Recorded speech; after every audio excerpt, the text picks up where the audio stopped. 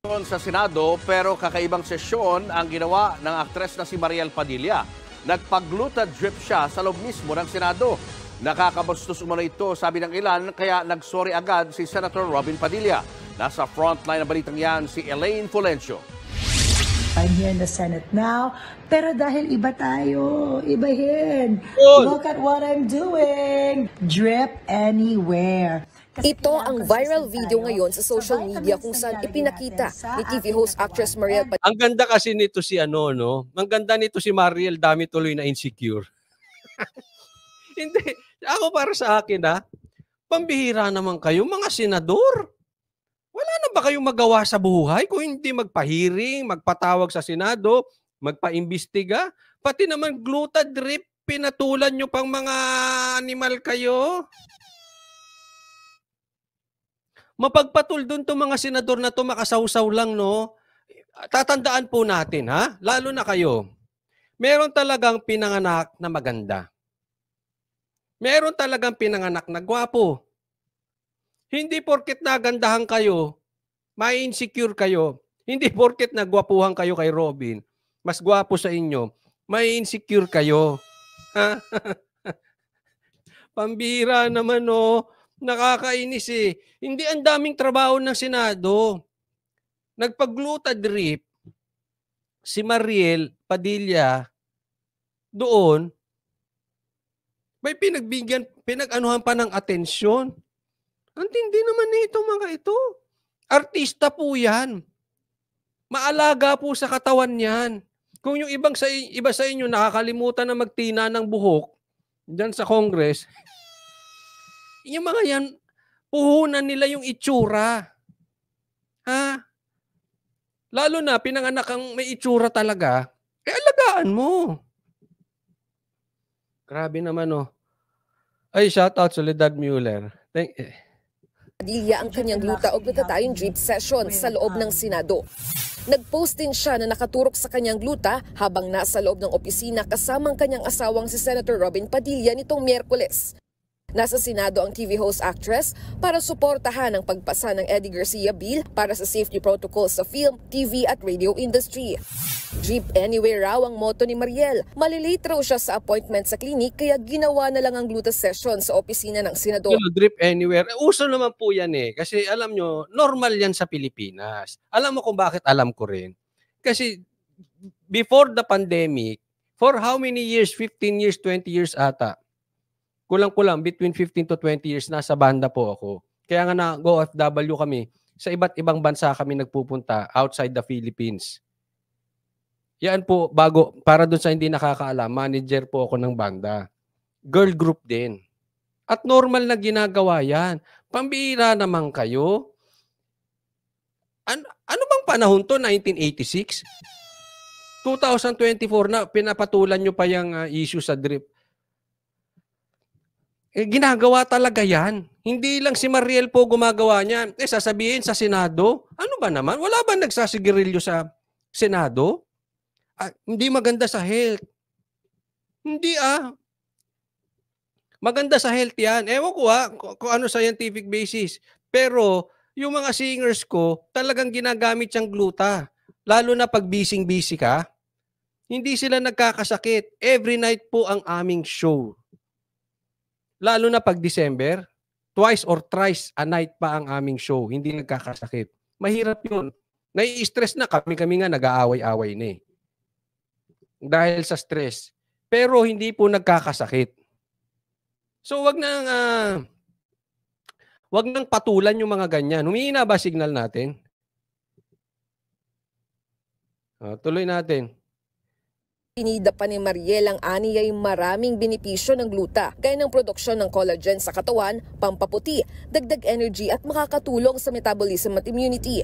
Maganda sa Pero hindi nagustuhan ng netizen ang gluta session ni Mariel sa Senado. Hindi man lang daw ginawang disente at nirespeto ang Senate. Bakit? Anong hindi disente? Pag naguguluhan ako, anong hindi disente pag nagpagluta? Kailangan ba laging naka-Amerikana para disente? Yung mga nagsisigarilyo, mas tingin nyo mas disente yun? Parehas hindi masama sa health ang sigarilyo. Ano bang definition niyo ng disente? Parang itong mga ito. Dapat ba lahat ng gumagamit ng gamot na walang prescription kailangan imbestigahan ng Senado? Sige nga, kayo sumagot. Sagutin nyo. Pati manunod ng replay din, sagutin nyo. Porket walang prescription? Ang dami nga dyan gumagamit na walang prescription eh. Napunta sa happy place, hindi iniimbestigahan. Ang ano nyo, ipokrito kayo mga animal. Wala po masama, wala po, hindi nakakahayan. Huwag kayong tatanga-tanga. Sorry lang ha. Mas may effect pa nga yung alak eh. Yung glutadrip walang tama yan. Parang ignorante naman tong mga to. Ang post ni Mariel matapos makatanggap ng backlash. Tumanggi muna ang aktres na magbigay ng pahayag. Si Senator Robin Padilla, natawa na lang na naging issue pa ang ginawa ng asawa. Pero nanghingi na rin siya ng paumanhin sa mga taong hindi ito nagustuhan. Sabi dito ni Giorgio, inggit lang sila.